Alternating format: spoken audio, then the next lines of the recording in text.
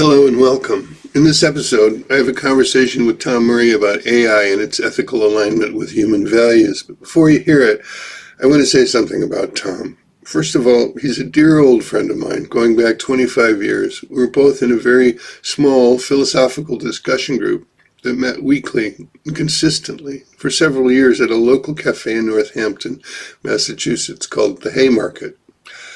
Our conversations would carry on for 5 hours or more, sometimes spilling out onto the streets of Northampton after the cafe closed. I always found Tom to be intellectually honest, humble, rooted in deep principles, and scrupulously attentive to both fine details and the largest possible frame of reference. His disciplined way of thinking has had a formative influence on me that I'm enormously grateful for. He's also a good friend. He was there for me when I was in a car accident, and he welcomed me into his home when I was going through a separation, divorce. And he drove me to the train station and waited with me there when I left the U.S. to move to the U.K. To me, Tom is a great person before he's a credentialed academic that qualifies what he has to say. But I've included a bio for him for you to read in the video description. I think it suggests what gives Tom a uniquely valuable perspective on AI. I hope you'll enjoy this conversation as much as I did. And with no further ado, here's our conversation. Hi, Tom. Welcome. Welcome to my channel. Thanks for agreeing to do this conversation. I've been really looking forward to it since I read your essay or your paper some months ago. So I'm glad we're finally getting this opportunity to talk. Yeah. Yeah, me too. Me too. Yeah. It's good to see you again. I wanted to start by kind of, in my sense of it, kind of set the stage for our conversation by saying something that may be obvious to most people, but is worth saying. It seems that we're on the threshold of the era of AI. We're entering some kind of new territory. Maybe we've already crossed the threshold and we're into it a bit. And we're all bombarded, I think, with a lot of techno hype about what great things it's going to do for us and how it's going to make things better. And we're also bombarded by a lot of warnings and doom talk about how it's going to take over and kill humans and make us extinct. I don't know whether either of those, in their extreme forms are true, but it seems like we've created a tool that is, as some say, more powerful and transformative than any tool we've made before. You might have even said something like that in your paper. And that this is a good time for all of us to take a little bit of time and think about it. What is happening? How can we prepare ourselves to navigate what's to come? And I was really impressed by your paper. You kind of address questions that I've had, but you address them at a kind of a depth and breadth that I rarely see. And so I was really eager to have you come in and talk about this. Mm-hmm. Yeah? Great. Okay. Yeah, it's I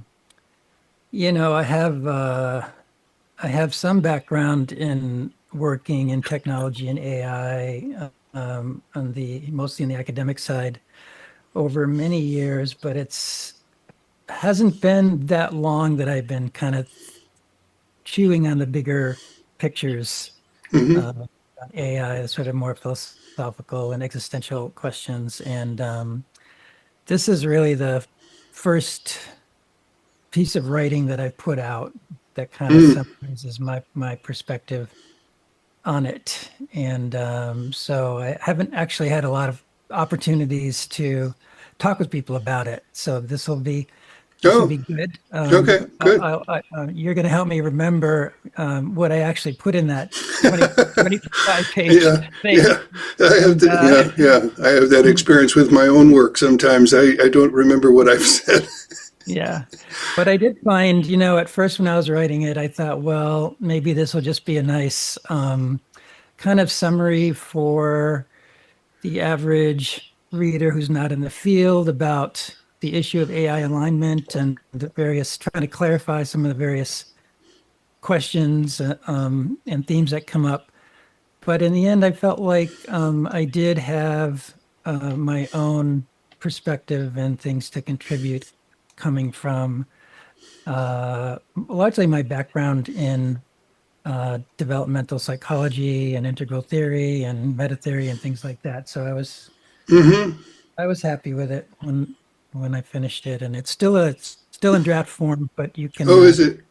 you can put a link in Okay, uh, good. show notes for it. Yeah. Okay, good. That'll be good. I'll put that in the comments so that people who are watching this can find it and read it, which I'd highly recommend. Um, were there? So you have a background in studying AI academically, and then somehow it got your attention more directly. And I'm wondering, were there certain things that started to occur to you that made it seem important to buckle down and give it this deeper level of thought? Uh, yeah, I mean, obviously everyone's thinking about AI in the last few years, so it's Mm, hard to avoid just like thinking deeply about it or worrying about it anyways. And I just, as I listened to the various scholars and pundits talking about it, I always felt like there were certain things missing or certain things that were rarely mentioned hmm. that seemed more important or sometimes kind of obvious to me from my background. So that kind of motivated me to write. Some of it, I guess, is related to the kind of mindset that people get into when they're, kind of the Silicon Valley, we would say techno optimist type folks. Just have certain assumptions and speak in a certain register that is uh, uh, can be concerning. And also, there's a whole branch of it gets one thinking about not only what is intelligence and super intelligence, but what is consciousness. Hmm. So Yeah, yeah. that's I dabble in writing in a philosophical vein Hmm. in my other stuff, and I just felt like I had some material to add to that Right, conversation. yeah. You know. Can we put a placeholder on that? Because that was part of your paper that really stood out to me, and I did want to talk more about it. And your referencing of the 5E paradigm of cognitive science Mhm. as a way to consider whether or not AI can be or is conscious. But maybe we could start a little earlier than that. Oh yeah, Yeah, yeah. We want to dive in. This is yeah. good. Well, in the paper that I read, you've just now before this told me you've changed the title. Excuse me, Uh, but the you want title. me to tell you the new title? Yeah, well, the last one said AI alignment and ethics, and then it had a subtitle after that. So, what's the new title? The last one was AI alignment and ethics, exploring machine intelligence, agency, consciousness, and intrinsic gratitude. Uh-huh. Um, the last phrase, intrinsic gratitude, is the teaser. What does that mean? Yeah, what the heck is that? Um, but the, but but we'll get to that. And the new one is can AIs care about us, and should we care about them? Alignment and personhood in an alien landscape. Yeah, Isn't yeah. that a better title? I like it. Yeah, I like it. it's pulls me in a little bit more, and it's not quite as intimidating as the first one. But I wanted to catch on this word alignment, because that seems to be a central idea, an opening idea. And maybe you could say something about what you mean by alignment and what's important about that and what happens if we have the wrong kind of alignment. Well, that's just a term used in the field to refer to getting AIs to have their goals and say their internal ethics, you might say, to align with the human ethics and goals. Okay. So that's just another way of saying getting them to not do things that harm us. And then going further, some people would say it's getting AIs to care about us or to behave as if they cared about us and our goals. So, and that can go anywhere from like as an AI is with an individual, what does it know about that individual and what does it mean to care and not cause harm?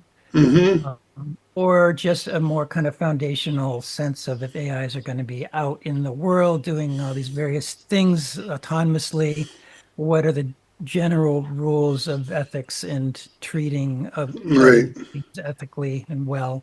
Yeah. And so that's what it means to have AI. AIs align. AI values align with human values is another way that it's. Right. Right. And this is where we could touch on intrinsic gratitude. Is this one of those values? I mean, you name a few others like honesty and compassion and humility and yeah. Well, let's save that for later because that's actually most of the paper is kind of a cautionary note about why it's actually so difficult to get to get alignment, to really to really create the right guardrails and embed the right rules and principles into these complex machines. And, with the conclusion being we need to progress much more slowly rather than racing ahead according to the dictates of capitalism and so forth. Not that that's likely to happen given that given the way the world works, but there's a race. It's a race to be the first and the best. Yeah. So it's this writing in some ways is just my little drop in the bucket for articulating arguments why that caution is needed and also things to watch out for as AIs do become more capable and more intelligent. Yeah. And then at the end I say I have a section on how most of it is about reasons why we shouldn't expect AIs to have well embedded, reliable ethics in terms of the way that they're currently conceived. And at the end, I say, well, if we were to try to design AIs that were well aligned, how could that happen? And that's where I talk about gratitude. But right. Okay, we'll save that. We'll save that. This is what you've just said makes me think of this. It seems like a segue to talking about consciousness in a sense. Is it so difficult to create an AI that's aligned with human ethics and virtues because our own ethics and virtues are embodied in certain ways? We have a body and these 5 E's that you mentioned, and these are not a part of the AI structure. It's a simulation that doesn't have the nuance and the depth of a real human way of evaluating uh, an ethical response. Uh, well, let's see. Yeah, so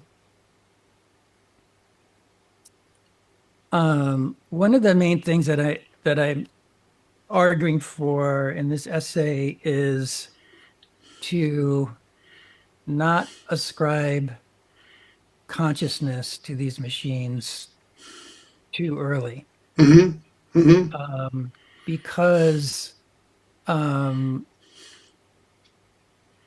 because doing that is essentially equivalent to saying that they are moral beings or that they deserve moral consideration. Yeah, yeah. They should own So property. They should have legal rights. it that's where it starts to go. I mean, Yeah, at first it could be like, well, it's like my puppy who who can hurt and whimper and has a pain and suffering, and we have to make sure that we don't cause more suffering. And but yeah, so I make a bunch of arguments about why you might care about your puppy or your child, but if you transfer that kind of care to your car or your lawnmower or your computer, then you are, making, you're kind of leaving the bounds of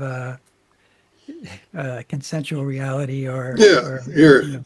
anthropomorphizing a machine. Yeah, Anthropomorphizing. Yeah, yeah. yeah. And so it's, in some ways it's just some people think of it as it's just an interesting philosophical question. Can these machines be conscious? And I'm not saying it's impossible for them to be conscious, but I don't think it's going to happen in the near future. And the more important question is, um, to what extent do people think they're conscious and treat them as conscious when they Hmm. Right. um, Hmm. and then that actually expands. I'm working on another essay just on the question of what is consciousness, Hmm. because it's probably the least well defined and agreed upon term in this and many other Yeah. fields. And Yeah. so one Hmm. one thing is we really need to either get rid of it and use more precise terms or clarify which of the, 7 or 8 major meanings we have Right. for, Well, what. I've come up with a provisional definition for consciousness after Uh-huh. having thought about it for a long time, and I've made a video or two where I talk about this. But it seemed to me consciousness is the capacity to respond to stimuli. Mm-hmm. It doesn't answer the hard question, right? Mm-hmm. Why it is something like it, to be able to do that. But that's Mm-hmm. um, the surface of it. Yeah. Yeah. It's a thorny, complex Yeah. question, because you end up having to try to clearly define everything. Like, what does response and stimuli mean? And Hmm. and does your thermostat respond to stimuli? Hmm. You know, so it depends on what you mean by all these words. For Hmm. for me, I don't think there is a hard problem. Actually, I think the so-called hard problem is created as Can soon. I just back up for a second? What you just Yeah. said seems like a slam dunk, right? Uh, So that can't be true. So that can't be a good definition.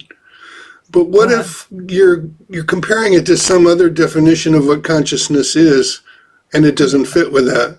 Maybe Yeah. there's some kind of proto place, some primitive place where even a thermostat has some little glimmer of consciousness, right? Yes. Yes. Yes. So, uh, yeah. So then I can. more closely agree to that definition. Yeah, so that is one way to define it in Hmm.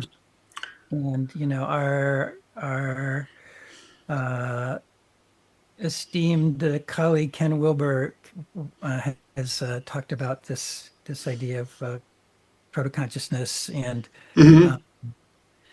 uh, what's the word? Panentheism Panpsychism? and psychism. Yeah, yeah. Yeah. So what that does is it. So one of the problems with this word consciousness is that it gets reified. Hmm. It's really an abstract term that, like intelligence, that we invent. Like there's nothing out in nature that is like intelligence, that is like a substance that we can sprinkle Right. on something, Right. Right. Yeah. Yeah. So it's a term we invent to try to talk about a certain class of phenomena. And the same is true of consciousness. So I think when people say things like the foundational substance of the universe is consciousness, or they relate consciousness to quantum something or other, um, they're treating it like a substance or an entity, or more of a concrete um, Hmm.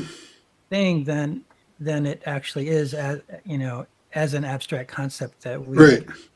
Now there Well, may be something that is foundational, um, that they're pointing to, but consciousness isn't a particularly good word for it.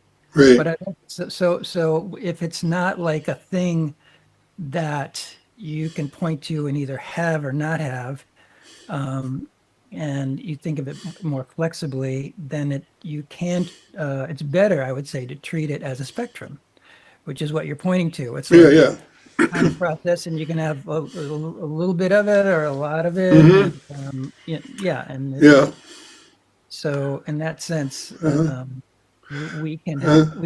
we can stretch the definition of consciousness all the way down to proto-consciousness, and Right. have a meaningful, Right. you know, definition of it that Right. works for planets and atoms and Right. things like that. Yeah. Yeah. Well, and I've heard that there's both panpsychism, but also cosmopsychism. The idea that every particle has some degree of consciousness, but that the universe as a whole uh, is some kind of unified consciousness. Would you? There's another angle on this. Instead of thinking of consciousness in a reified way as a substance, or a thing, Mhm. it seems that it's a kind of a relational process. It's what happens in interaction, and that systems interacting have this awareness, this kind of interiority, whatever we want to call it now. Uh, Mhm. but that it's not, a thing that is inside things. It's a process of um, relationship. Mhm.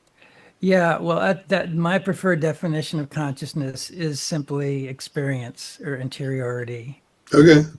It's it's what it's like to be what it's like to be a person, or what it's like to be a bat or something. And uh yeah, so and then again, you can stretch that definition to make it make sense for other Right. other other kinds of entities, Right. and even not life. So Right. it just means that it just means that it just means that an entity has a perspective on the world, so whether it's a particle traveling through space, it sees everything going by, and it feels the tug of the gravity of this planet, and this other molecule bumped into it, and that is in a sense its experience, that is Hmm. unique to it, and no other Right. particle has that experience. And so there's no, yeah. So and you can say, but we associate it with our conscious processes. But Right, what about our unconscious processes and what kind of consciousness and awareness is happening just in the body and all the things that I do unconsciously, which right, are, the majority of what's happening in my right, nervous system is right, unconscious. right. So it's just such a confusing term, and the degree of we not only anthropomorphize, but we project all these properties of our conscious process Hmm. onto, we can just, yeah, of our own conscious process. And in Yeah. some ways, the only clear definition is that it's the way that humans experience the world in themselves. And as soon The as you way kind of, that humans experience. yeah, Okay. yeah, yeah, because I mean, Oh, that's sort of that's what makes sense to us, but it's not the most useful way to understand it. well, it's not, yeah, it's sort of the gold standard in Hmm. it's not like it's a thing in the world that we have some of and other things have some of. It's more like, in this definition of looking at it, it's exactly what we have. And then the more distant other beings are from the way that we are, the less of that thing they have, you Uh-huh. know. Right. So and there may be other things, intelligence is a so in the paper I start by defining intelligence, and that's just, the ability to solve problems and have goals and work out adaptive ways to reach your goals if the context and the situation changes. And that's something you can actually kind of go out and try to measure and determine if different people and machines have that kind of capacity. Uh-huh. Yeah, yeah. It's different than something like consciousness or awareness. Okay. Yeah.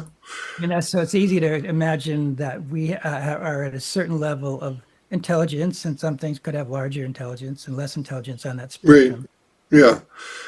And even those things that we may decide have lesser intelligence or lesser consciousness than us, we have unconscious processes that are going on, unconscious kinds of intelligence that operate under our ability to be aware of, but they're still happening. Mhm. So we share that. I've more recently become interested in biosemiotics. You must be familiar with that. Yeah. Remind me, what is your Well, understanding of it's the it's just activity? basically that even at the level of single cells, Uh-huh. that a living organism has an ability to sense the environment and interpret the signals of the environment, and the Right. signals trigger it to do things, to either flee something toxic or dangerous or to pursue something that's like food, you Right. know, Right. and that it's not consciously making decisions and, using abstract thought to identify its experience, but it is responding in an intelligent way by interpreting it, by making an internal representation somehow of the stimulus. Yeah. Yeah. Yeah. Yeah. I'm familiar with that, parts of that field. Yeah. Yeah. Yeah, it's so the reason that this question of consciousness is an important question. There's two things that I bring up in the essay. One is um,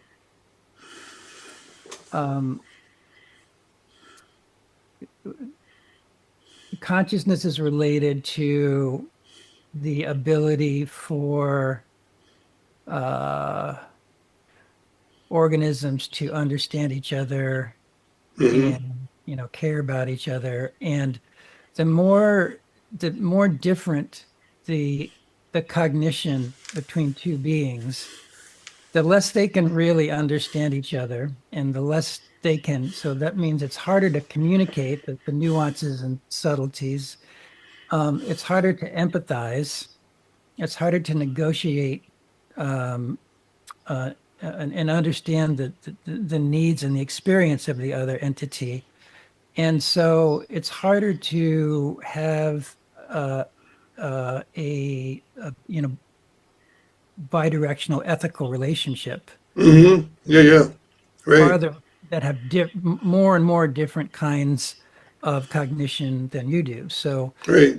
um, so, and so the point being that maybe AIs, or you could even say, aliens from some distant planet, maybe they have something we would call consciousness or awareness, but it would be so different than ours that we might as well use another name for it. This is why I'm saying the human experience is the gold standard Mm-hmm. for the definition. Whatever they have, we call it awareness. That's a clearer term. Intelligence, a clearer term. But consciousness, to say they have consciousness, we tend to project something like, oh, we can talk with them, they can be our buddies, or whatever. And really, we have more in common with dogs than no matter how intelligent an AI or an alien civilization Mm-hmm. is. Right. We our consciousness, our experience is very tied into our emotionality, Right. which is tied to the sensations in our bodies, which is actually tied to the kinds of organs and processes we have Right. biologically going on. And that's tied directly to the kinds of cells and cell membranes and signals that get passed at that level. So all of this that we experience is just the gestalt of our experience, which we could call our consciousness, Mm-hmm. is is rooted in those levels, the sort Right. of the developmental evolutionary stack of our being. Yeah, yeah. So so the sort of whatever is the experience at the top of the stack for some other kind of being is only going to be similar to us to the extent that its composition is similar to us, Right. Yeah. and And it. otherwise, and otherwise, we can develop translations and ways to Mm-hmm. communicate just like when two cultures with different languages met, they had to figure out, how to Yeah. communicate, this is a deer, this is a Right. piece of bird, but yeah, Uh-huh. but Right. they don't truly, yeah, there's certain things they won't understand about each other unless they have shared experiences and Right. yeah. So there's some kind of built-in misalignment, or we're not on the same page with AI. We may overlap at some point to some degree, but what's the danger? What's the cost? What do we need to be concerned about because of this discrepancy in consciousness? Is it the AI's incapacity to have a true reciprocal ethical relationship because of its limited consciousness? Um, well, um,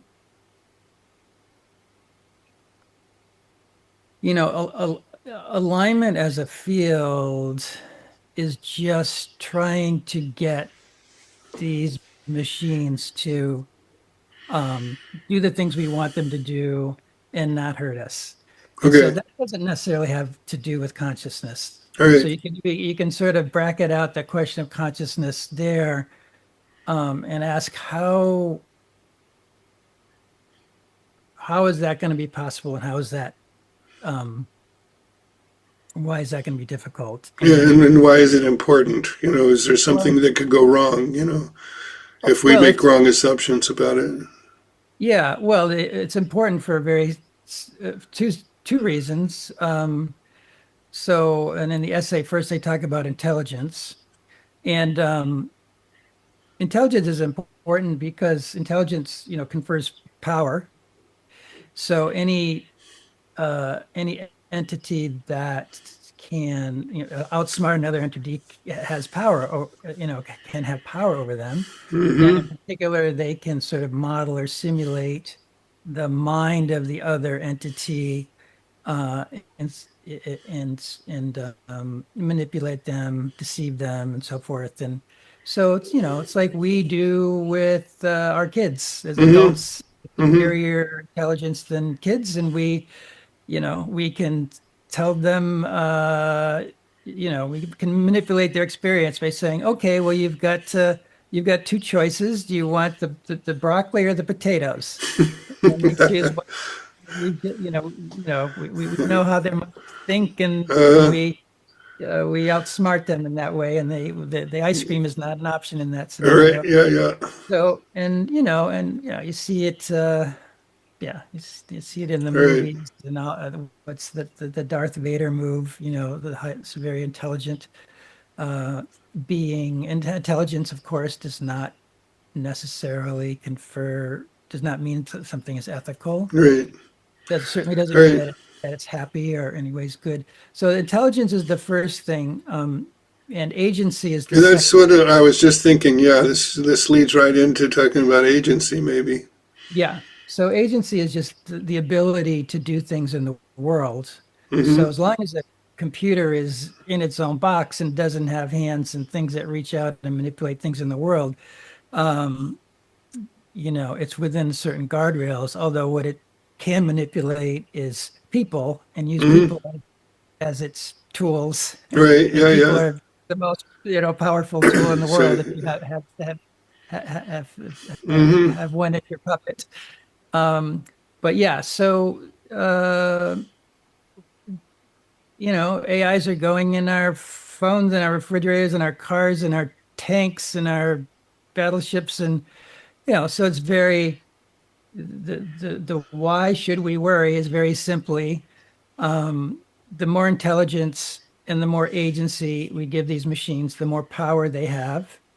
And you just don't want something with a lot of power that doesn't have a lot of uh, ethical sensibility running around Right. and crashing into things and changing things and creating its own agendas. And Yeah. yeah, Or like was the one called iRobot, the one about the robots taking over, and it turned out, and I don't know if this is based on a science fiction novel at some point, but they were acting ethically from their point of view yes, because human beings were their own, were going to be the demise of the planet or of life itself, and so they needed to be eliminated for the sake of living beings. Yeah. yeah, yeah. So there's all kinds of Yeah. yeah. So there's you know there's all kinds of ways to be intelligent and logical that are still kind of ridiculous in terms of our human needs and Hmm. ability to. I Yeah. mean, it's also comes up what in developmental circles we call post-rational understanding of the world. So you understand that just logic and rationality by themselves Right. are limited. So with Hmm. intelligence, those kind of Hmm. things Hmm. um, have their own limitations. Right. If, Yeah. I wonder if this is a good segue to something else I wanted to talk about with you. Um, it seems to me that we've taken a different emphasis on the question of AI, and I think both are important. And you can correct me if I've missed something, but it seems like your emphasis is on what might AI do that might be harmful? Will it get agency and start to, have power over us in a way that is not beneficial to humanity? Or how might human beings use AI for their own nefarious ends? These are the dangers of AI. And if I think you saw my video, but you might remember my emphasis so far has been on how using AI can impact us. What will it do to our consciousness, our relationship with each other? And if we anthropomorphize it, if we think that it's conscious, if we think that it's like a person, and we have increasingly relationships with, chatbots and AI therapists and so forth, especially if we start very young in life, as young children will start using AI at very young age now. They're already all on iPads already. There's a kind of a familiarization with that kind of constantly available relationship that doesn't provide the friction that we live through in real relationships that allow us to develop more robust attachment with each other. More, that our mentalization models have to take into account that other people get irritable or have a lack of patience or can't be bothered or they get angry. And if we cut our teeth on this smooth, always available entity, maybe we don't have tolerance for that. We start to forsake each other and isolate ourselves. That to me seems like another danger that I don't hear talked about quite as much. I wonder what you thought about that. Yeah, it's that's I mean that yeah, that's an important there are so many dangers, gosh. Yeah, but we live in a but I do want to say some of yeah, what try to do in the paper is sort of dive deeper into the reasons why alignment is so difficult and why, you know, uh, how the human perspective on AI is so difficult to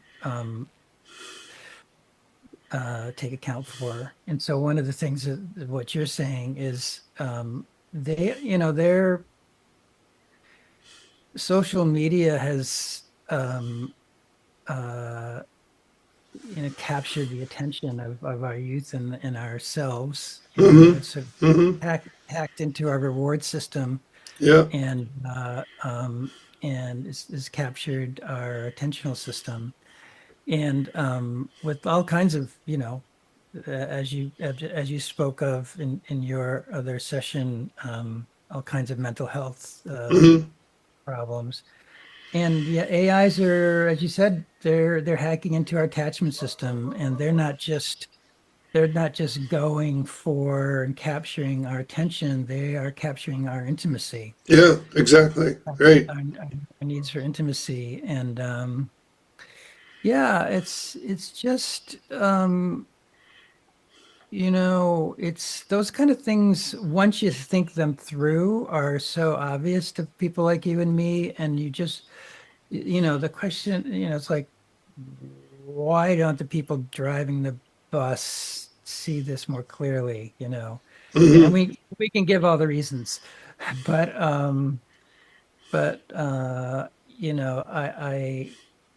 the problem that's below the AI alignment problem is the human alignment problem. That's really the bigger problem. If Okay.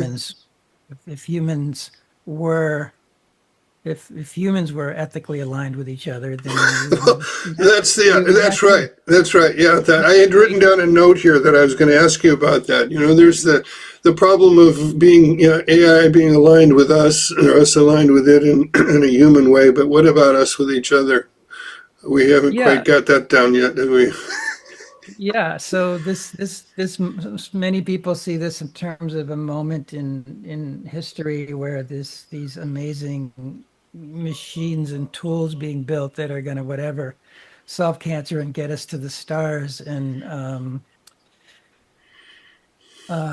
I see it as a moment when we are going to have to um, uh, learn more about what it is to be a human and more about Yeah, what it is yeah, yeah. to be Right, connected as humans right. together, and connected to our environment and our context Yeah. in Ca- intimate way. Yeah. Can I just Because underscore that because that seems really important. sure, We're talking about AI, what it is, what it might be, what the dangers are, what the benefits are, and in the process of trying to figure that out, we're we're confronted with facing ourselves. We're confronted with reflecting on what it actually means to be human. You know, to how well do we understand that collectively? You know. yeah, is questions of what does it mean to be conscious? Mm-hmm. What does it mean to be human? What are human beings for, Mm-hmm. anyways? Yeah. In sort of metaphysical sense, because if they're just something on the way to a greater form of intelligence and they're Right. dispensable, and what does it really mean to be ethical, and how do you how do you define that, say, Mm-hmm. procedure? These are all questions that were once just very esoteric philosophical questions, and now the impacts of those questions are facing everyone, and everyone, uh, many more people need to be thinking and are thinking Mm-hmm. about these very deep questions about human nature, consciousness, ethics, Mm-hmm. um, Yeah. uh, Relationship and attachment and intimacy. Yeah. yeah, yeah. Care. I don't want to forget to talk about intrinsic gratitude. I don't know if we're getting there yet, but you let me know when you want to talk about that. Well, I could say just a bit about that. One thing that's in the essay is that there's a lot of I named some of the problems that are being found with the current large language model style Mm-hmm. AIs, but large language models are going to be superseded by something else. So their limitations aren't as important as, really sort of fundamental limitations. And so um, there are other ways to build intelligent machines, and people are working on them, and they will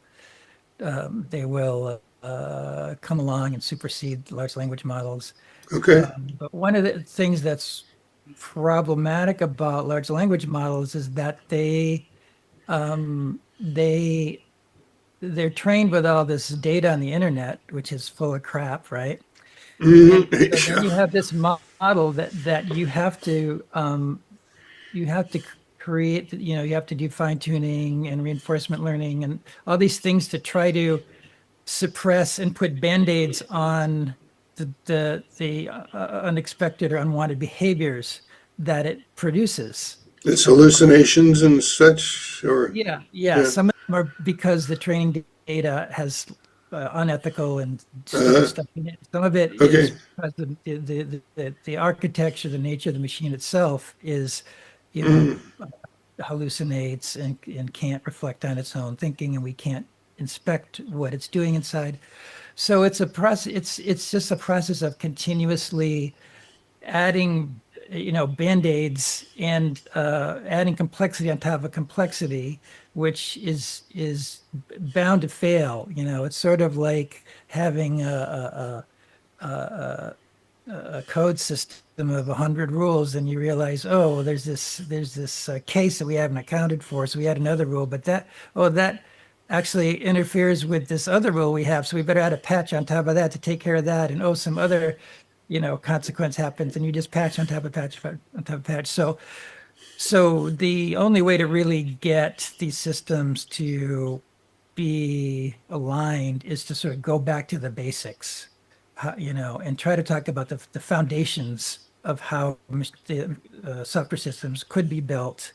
Hmm. And so the idea, it's not different than some things that other researchers are working on, which is basically how to build some kind of proto care, some kind of proto notion of care into the very foundational units of um, of, Okay. uh, of these systems. And so that's an idea that others are talking about, and I just have put it in the context of talking about gratitude. Okay. So gratitude, one definition of gratitude is simply what it feels like to be fully aware and acknowledging the interconnections that you have with other beings and in your environment. So everything that helps to be aware of everything that helps you thrive. Exist even. Yeah. Yeah, yeah. So Um, if and just even at the lowest level of the little neuron or whatever the lowest level building block is, get that component to be aware of all the things that it's linking to that help it um, hmm. be what it is and survive and thrive. And then to have as one of its goals to try to help all those things that it's connected to survive and thrive. Okay.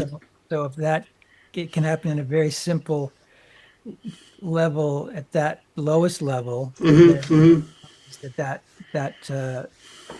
simple form of gratitude will scale up All right. into the layers of the architecture. All right. Um, so, So help me think this through.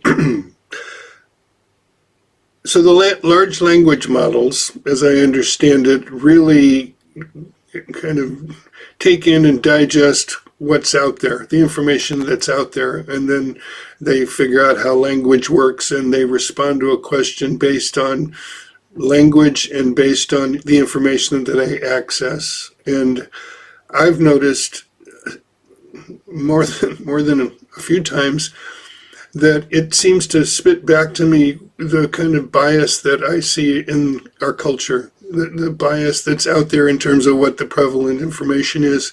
And it doesn't seem to have an ability to assess things or come up with a kind of its own cogent analysis. It just is reflecting back what it's getting. And if it was taught to have gratitude, as you say it, it sounds like that might give it a kind of a reasoning power that goes beyond a large language model that would allow it to not just spit things back, but to somehow assimilate them or synthesize them in a more sophisticated way. um, I'm not sure I'm saying that. I'm saying one thing is that we'll never be able to make large language models aligned. Okay, Okay, at that level, because they're already a mess and they're right, already. and I mean, they're wonderful. I use them every day, and they're amazing and all that. But they will never be reliably aligned with human values and needs. They're just not that kind of being. So we have to, in order to one possible way to do that, there's a lot of details that people are working on, is to go back to the primitives, mm, and there's a way that you could say that we care about each other because there's something like care that is happening at the cellular level. The cells, if you listen to Michael Levin's discoveries about cancer cells. For instance, a cancer cell is just a cell that has It doesn't forgotten care. how forgotten how to communicate with its neighbors. So it thinks it's alone, and so it's like, oh, I'm alone. I'm a cell. What am I supposed to do? Multiply. Okay, Uh, that's what I'll do. And so, his lab has been able to get cancer cells to um, uh, uh, rebuild, to turn back on their sensors and bioelectric communication, so they know they're in a network of other cells, and what kind of cell, they're basically back in the context, and they're like, uh, oh, I'm in this context next to these kind of cells. Now I have enough. yeah, that's a It good changes. metaphor. I like that. Yeah. It's very interesting work. They are turning cancer cells into regular cells just by getting them to communicate with each other, not doing any kind of genetics or anything like that. So you can transform that idea. There are folks. There's a spin-off lab from Michael Levin's work that is working on actually trying to do things like this. Like start with the lowest level. Yeah. Uh, Maybe we can work our way on up to human beings yes. and communicating and realizing they're part of the same living fabric of an ecosystem on this planet. Mhm. Yeah. Yeah. Yeah. Huh. Interesting. Yeah. Gratitude is a good thing to Yeah. work on with anyone. Thanks for unpacking that for me a bit. I think I understand it better than I did. Um, Looking at my notes, seeing if there's something I haven't said yet or asked you yet. Well, let me ask you this before I head into some other things. Is there something else that you want to say? Something that's in your essay that you think's important, or just something on your mind that we haven't touched on that you'd like to say something about? Uh,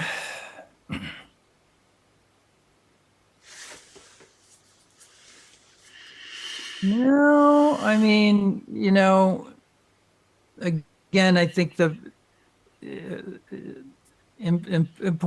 more important thing is what people think, the ontological status of these machines, what kind of beings they think they are, and that Hmm. relates to a lot of these issues. So um, we want to try to think clearly about when we start calling them uh, beings Right. worthy of ethical Hmm. consideration. Hmm. Hmm. Um, um, yeah. All right. Yeah. Okay. Well, so you have said that your paper is a warning, I think. Um, but is there anything good about AI? I mean, is there something that you see that it could actually help us with if we can figure out the alignment problem and not give it so much agency and power that it destroys us? How do you see it being useful? Or, in general terms. Uh, um, well, as a tool, it's super useful. I mean, I use it to help me program in Python. I use it to help me rewrite a paragraph so the sentence aren't as long and contorted. And when I do research, I'm like, what was that book where Habermas said blah blah blah, um, and by the way, how does Habermas relate to what Nietzsche said about blah blah blah, and Uh-huh. you know, um, so of course Yeah, that's how I use it in a very similar way. Yeah, yeah, you can't assume that it's always correct, but it's always a good fodder. yeah, yeah. And yeah, it's better to think So one of the places that I go in this essay is what is the ontological status we want to give to these machines? Um, there's only a limited number of possibilities. Are they our pets and or our children? Are they their parents and our kings? Are they our gods and our oracles? Are Mm, they our tyrants that we are going to be afraid of? yeah, There's only so many logical categories, and we have to right. put them in something. Well, And the most useful one, I think, is just as tools and as prosthetics. prosthetics, yeah, I had made a note about that and hadn't gotten to it yet, but yeah, that's what you suggest, that would be the best way to regard them and to use them, not as Yeah, any of and those other things. Yeah. right. And so this analysis, that kind of analysis, I think helps us not think of AIs as some species that can sort of branch off as if it's conscious and has its own agenda, any more than the human being could branch off from its cells. You know, Mm-hmm. we are what we are because of our cells, Uh-huh. and we are what we are because of the nature of water and Mm-hmm. so forth. And certainly there are other kinds of beings that one can imagine that don't have cells and aren't based on water, but they would be nothing, you know, almost nothing like Right. us. Right. So and let Right. them be. And but so in a similar sense, I think it's going to be the case into the foreseeable future that the AI is a layer on top of the humans, Uh-huh. just like you could say, well, is a corporation or a city conscious? Does it have its own agenda and its own Mm-hmm. goal? Well, yes, it does. And so you can think of things at that level, but it's not like a city is separate from the people. Right. It's people plus tools plus Right. infrastructure at this other level. And yes, it has its own agenda. And yet, yes, the city can end up doing things that most of the people don't want it to do. And so there's all those kind of dynamics, but it's Mm-hmm. different way, it's a more familiar way of thinking about things. Mm-hmm. Like, you Mm-hmm. know, like AIs are a totally Right. separate being Right. that's going to take over. Okay. Can I play with that idea of it being a prosthetic? And one way to I think of a prosthetic is that it's an extension. If you have a prosthetic arm, it's extended. Hmm. Yeah. We have glasses, so they extend our sight. I have a hearing aid. Hmm. Um, so, or if it's a city, you can say it's made up of people, but it also has its thing. But Hmm. there's a kind of I believe that what we are as human beings isn't just extended into AI, but our use of it will transform us as well.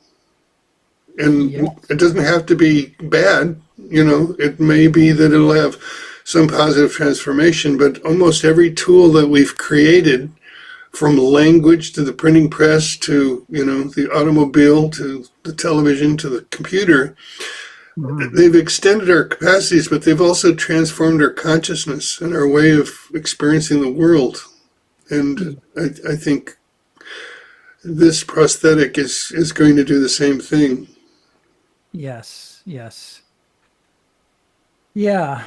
Um, in that path tends to be also a path of increasing complexity. Mm-hmm. You keep adding more layers on top.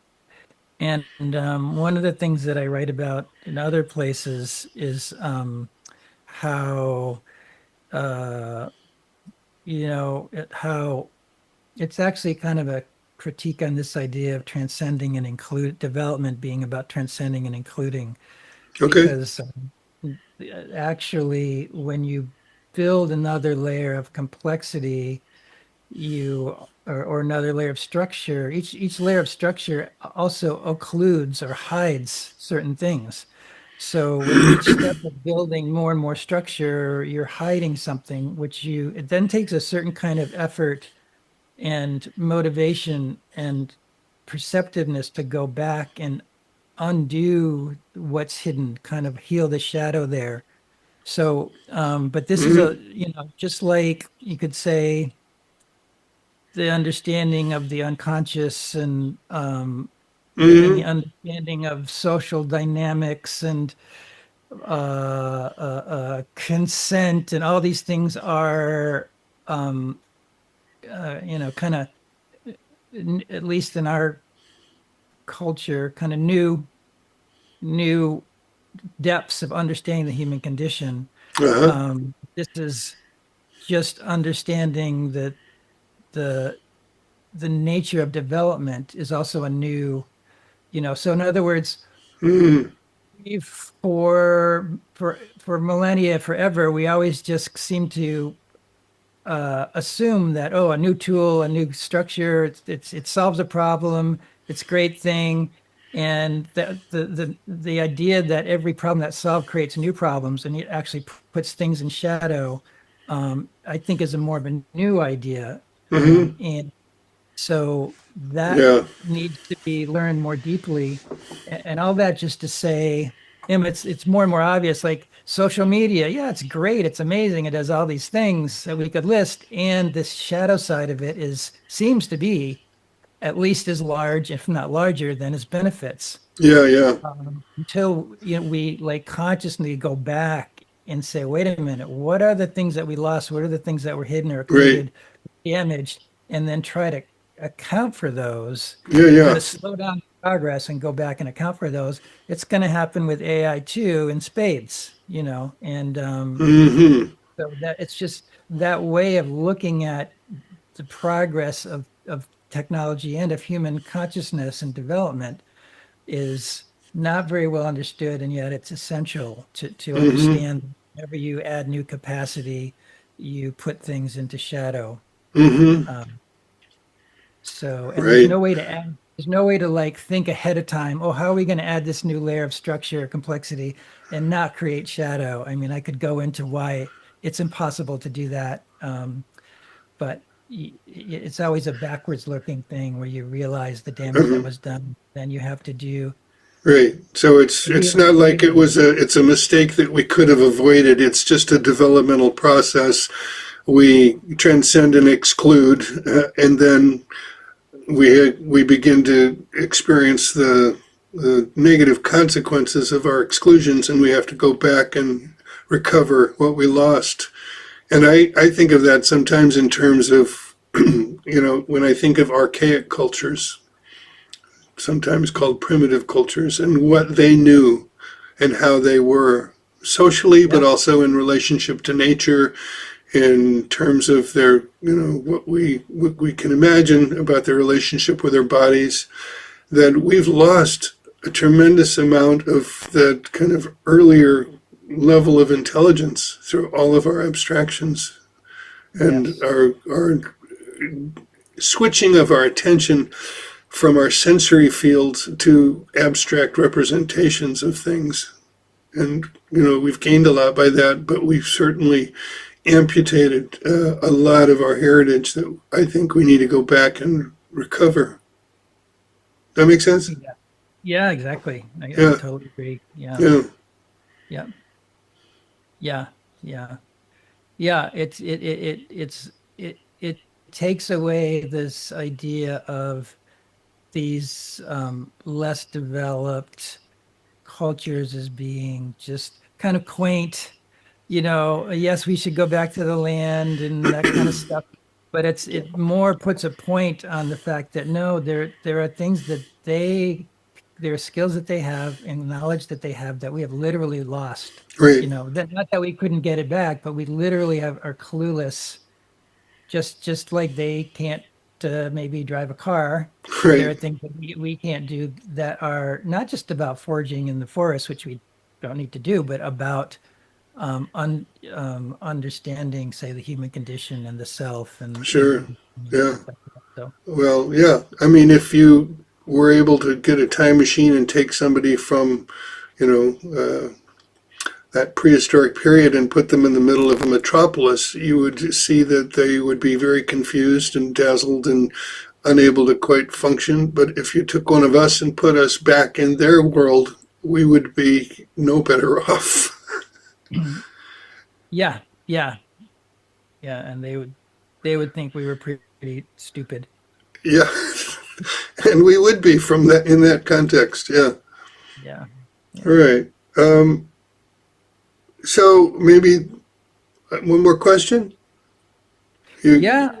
are Um, you, as long as you want to go, I don't. so what is it that we're not thinking and talking enough about generally? Is there, I mean, is it all embedded in what you've said so far, what we've been talking about so far, or is there some kind of something that stands out that we're just not giving enough attention to as a culture, you know? Mm. Uh, well, I might have a different answer to that tomorrow or an hour from now, but what comes to mind is that we are embodied, which Mm, is kind of, I'm sure you would agree with this, that so many of yeah, current yeah. issues stem from the fact that we've lost track of yeah, in some ways what it means to be human. We've lost track of the ability to empathize, because of these layers of abstraction. Um, yeah. Um, and that is something, the relationship, I mean, again, I think the separation, but the mind body problem, I don't think exists it just comes when someone decides that mind and body are separate things, you know.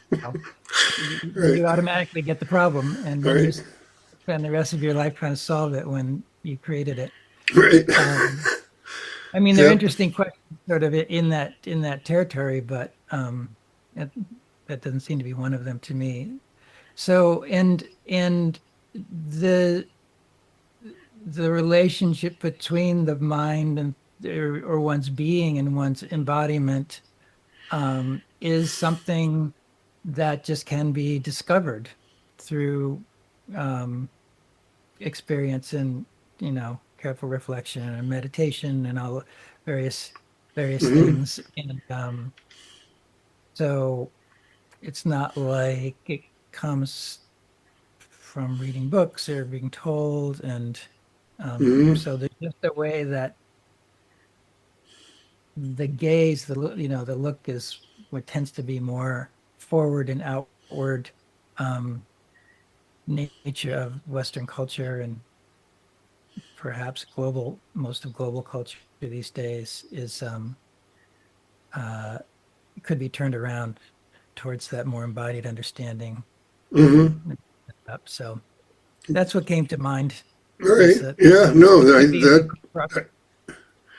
I agree. In fact, I'm been giving more thought to that lately. As you know, I'm doing this, or maybe you don't. I'm this new series that I call Life Telos' First Principle, and I'm giving more thought to this now. And that's probably the central theme or word that I want to explore further, which is embodiment.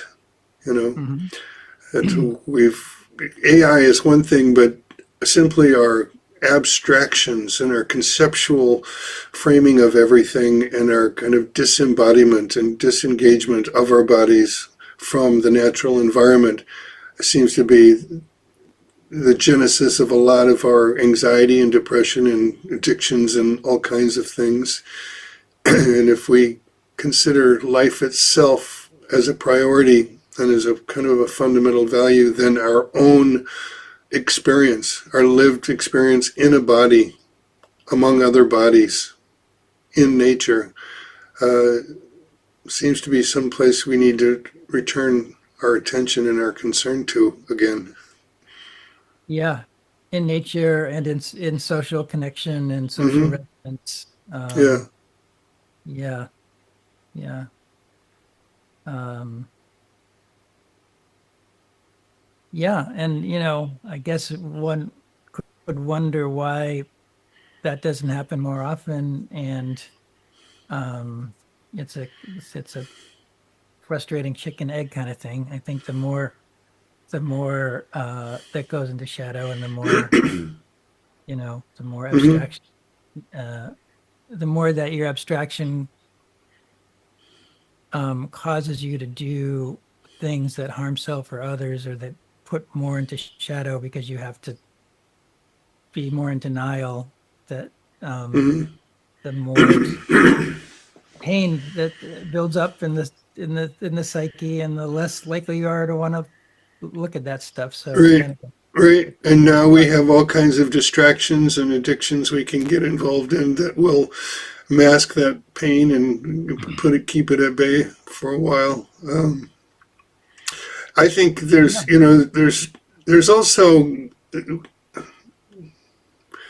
our intoxication, and not just now, but through history, maybe at least since modernity, we become intoxicated with our tools, and our physical tools and our abstract kind of cognitive tools, and we're intoxicated with their power and the potential that they give us, and we get so absorbed in it, you know, that we forget things. yeah. I like the expanded definition of sobriety to include all of trying not to uh, be so addicted and attracted to all the things. Right? Yeah, yeah. All right. Well, it's been great talking again, Tom. We haven't talked like this for a while, so it's a pleasure. Yes, we used to get to see each other in person. I miss that. Yeah, I do too. And those days at the Haymarket in Northampton are still with me. I think they were incredibly important to me, formative. I don't, I don't remember how many years we did that for a while, but that was every week for like at least 5 hours. It seemed, and we Yeah, just, with good old Zach Stein, yeah, would just talk. Yeah, yeah. it was a great Those time. are those are quite formative conversations for me too. You too, yeah. Yeah, definitely. Well, thanks. I hope we can have another conversation. Maybe you'll make have another paper or have some more to say about AI or some other topic, and we can do this again. Great. I've got something coming out on actually linking some of my ideas on adult development to neuroscience, and so I'll send you a copy of that and see if you want to talk Oh, about it. oh, yeah, yeah. Could be quite interesting. Sure. Yeah. All right. Well, thanks. Thanks for giving me this time, for taking this time. Yeah, Yeah. Thanks for the invitation, Michael. of course. All right. Talk with you next time. Okay.